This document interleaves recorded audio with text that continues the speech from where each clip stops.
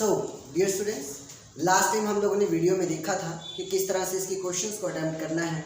तो इस बार की वीडियो में जो नंबर ऑफ क्वेश्चंस आपके सामने हैं, मुझे लगता है कि आप इन सभी को बहुत इजीली सॉल्व कर पाएंगे और इजीली अंडरस्टैंड भी कर पाएंगे। आइए देखते हैं, शुरू करते हैं। 8 नंबर यानी कि ये हमारी थर्ड वीडियो होने जा रही है। थर्ड वीडियो स्पेशल वर्ब्स की, ठीक है, सम स्पेशल वर्ब्स। अब देखते हैं, Ram is knowing the truth. अब नोइंग आया हुआ है। नोइंग जो है उसमें एक मेंटल प्रोसेस हो जाता है, नो जानना, और किसी बात को तो हम लोग अपने दिमाग से ही जानते हैं। तो जानने के सेंस में नोइंग नहीं होगा, क्या होना चाहिए? Ram is knowing the truth. Ram knows, W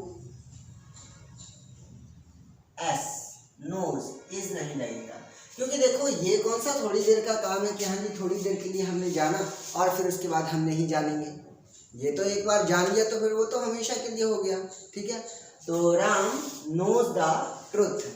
आगे देखो, आफ्टर नोइंग द ट्रुथ। कल ही जो पहली वीडियो आई थी, पहली वीडियो में ही मैंने आप लोगों को बताया था कि अगर एज अ जीरंड बनकर कहीं ING लगकर आए ना तो कोई दिक्कत नहीं है, अगर एज अ जीरंड आए तो यहाँ देख लो, आफ्टर लिखा हुआ और आफ्टर क्या है? प्रीपोजिशन।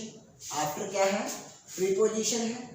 और इस प्रीपोजिशन के बाद तो हमें वर्ब कैसी चाहिए? ING फॉर्म में। ING फॉर्म लगी हुई है और ये क्या है? जीरंड बन रहा है। तो जीरंड बन रहा है तो कोई दिक्कत नहीं है, फिर ये सही है। After knowing the truth he took the right decision. इस सच्चाई जानने के बाद उसने सही डिसीजन लिया, ठीक है। He is knowing me for 2 years। For 2 years, since या फॉर लगाकर समय दिया गया है कि वो मुझे 2 साल से जान रहा है, पर रहा है का सेंस तो बढ़िया नहीं हो सकता। जो ये नोइंग है ये तो मेंटल प्रोसेस है, मन से सोचने वाला प्रोसेस है। तो इस तरह के शब्द को हम लोग कंटिन्यूस या परफेक्ट कंटिन्यूस में नहीं रख सकते। तो हम इसको कैसे चेंज करेंगे? ही इज की जगह ही हैज़ लग जाएगा। ही हैज़ नोन, KNOWN, ये I भी नहीं लगेगा और G भी नहीं लगेगा, तो क्या हो जाएगा? KNOWN, I और G हटा देंगे। तो he has non me for 2 years, ऐसे हो जाएगा। He has non me for 2 years। याद रहे, आमतौर पर जो ये दिखा हुआ है ना, ही इज नोइंग मी, तो ये तो प्रेजेंट कंटिन्यूअस में था। ही इज नोइंग मी, ये तो प्रेजेंट कंटिन्यूअस में था। अगर प्रेजेंट कंटिन्यूअस में इस तरह के सेंटेंस रहें तो हम लोग आमतौर पर उन्हें किस में चेंज करते हैं? प्रेजेंट इंडेफिनिट में चेंज करते हैं। लेकिन आप खुद ही सोचो, अगर आप यहाँ पर ऐसा करते हो कि he knows me for 2 years, अगर आप ऐसा करो, ही नोज मी, वह मुझे जानता है, तो जानता है, क्या ये किसी की आदत है? क्या ये किसी की आदत है? तो क्योंकि प्रेजेंट इंडेफिनिट तो देखो किसी की आदत या फिर रेगुलर एक्शंस को बताती है कि आप डेली उसे जानते हो कि हाँ डेली वो कैसा है। तो किसी को जानने का काम डेली तो नहीं हो सकता, तो ये डेली यानी कि रेगुलर एक्शंस को रिप्रेजेंट करने के सेंस में नहीं आ सकता। तो हम इसको किस में ले गए? प्रेजेंट के परफेक्ट टेंस में ले गए। He has known me for 2 years, और प्रेजेंट परफेक्ट टेंस में भी सिंस या फॉर लगता ही है, तो सारा सेंटेंस कवर हो जाता है। आगे देखते हैं, 9th नंबर क्वेश्चन है, it is not mattering to me. Matter का मतलब होता है ये मुझे इससे कोई मतलब नहीं है। मैटर का मतलब होता है मतलब करना, भी हमारे लिए कोई मायने रखना, भी मेरे लिए इसकी कोई मायने नहीं है या मुझे इससे कोई मतलब नहीं है, इस तरह की बात हो जाती है। So it is not mattering नहीं होता, it does not matter. It does, इसकी जगह क्या होगा? इट डज नॉट, मैटरिंग की जगह मैटर टू हिम, ऐसे हो जाएगा। It does not matter to him, ऐसे हो जाएगा। आगे देखते हैं, शी इज लुकिंग या फिर अपियरिंग। अब लुकिंग और अपियरिंग तो देखो वर्ब ऑफ परसेप्शन में आ जाते हैं। शी इज लुकिंग या फिर अपियरिंग ब्यूटीफुल, वह सुंदर लग रही है। तो अगर हम इसे कंटिन्यूअस टेंस में रखें तो इसका मतलब थोड़ी देर के लिए सुंदर लग रही है, उसके बाद अच्छी नहीं लगेगी।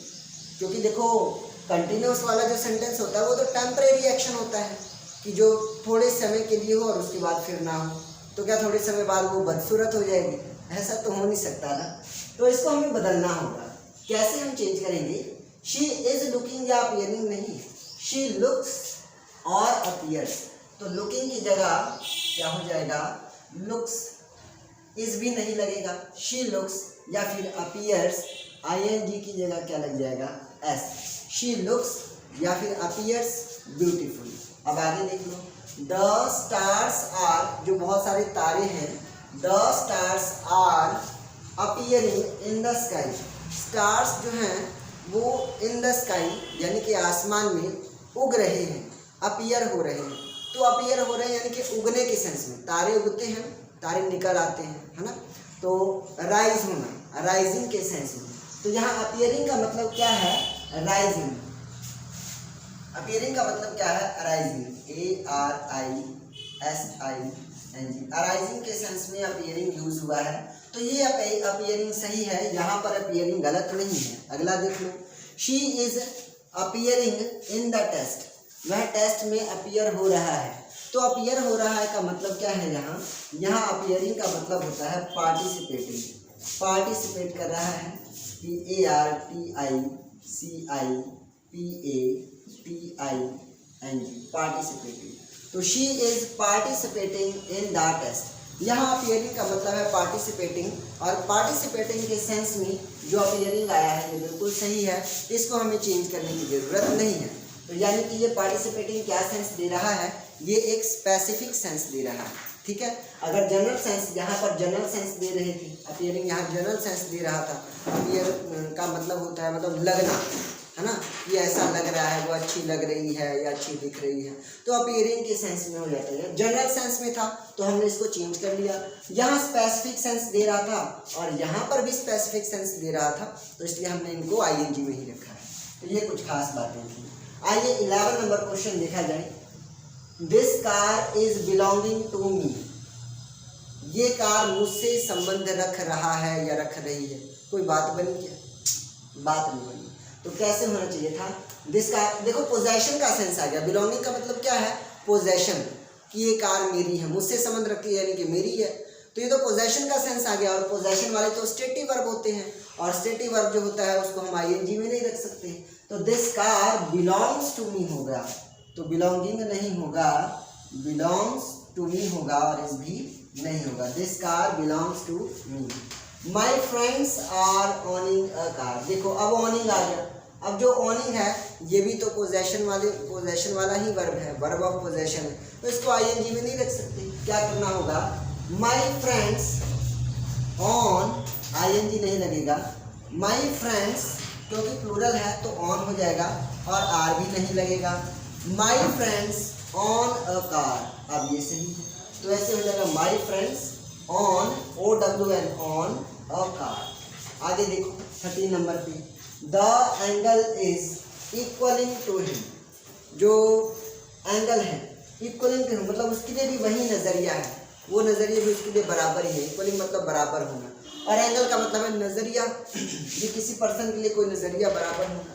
तो देखो इसके लिए इक्वलिंग नहीं हम लोग कह सकते, ये मिससेलेनियस में आ जाता है, इसकी कोई खास कैटेगरी नहीं है, ये मिससेलेनियस वर्ब में आ जाता है। तो इस तरह के वर्ब को भी हम लोग ING में नहीं रखते। तो क्या होगा, द एंगल इक्वल्स, इक्वलिंग नहीं होगा, एक LING भी हट जाएगा, इक्वल्स QUALS हो जाएगा, और इस भी नहीं लगेगा।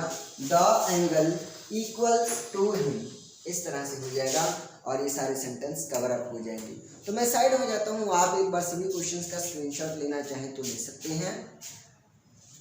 उम्मीद है अब तक आपने पिक ले ली होगी, और इसी तरह इसी क्वेश्चन के साथ हम लोग आज की वीडियो यहीं पर समाप्त करते हैं।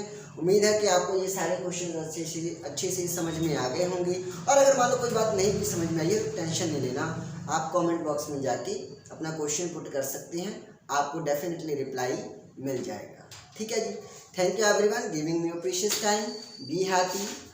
जय हिंद, जय भारत, जय आर्यवर्त।